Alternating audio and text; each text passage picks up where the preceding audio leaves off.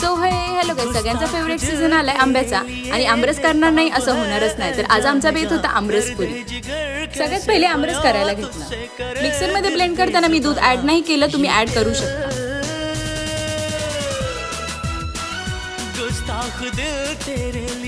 पुरी करण्यासाठी मैदा घेतला आणि 1 चमचा साखर आणि गरम तेल ऍड केलं आणि थोडं थोडं पाणी ऍड करत पीठ मळून घेतलं.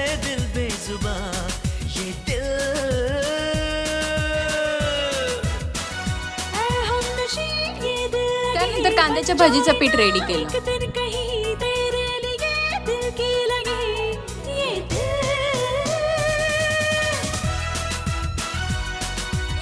लास्टला सोडा ऍड केला आणि पीठ रेडी झालं. गरम तेल मिक्स करून घेतलं.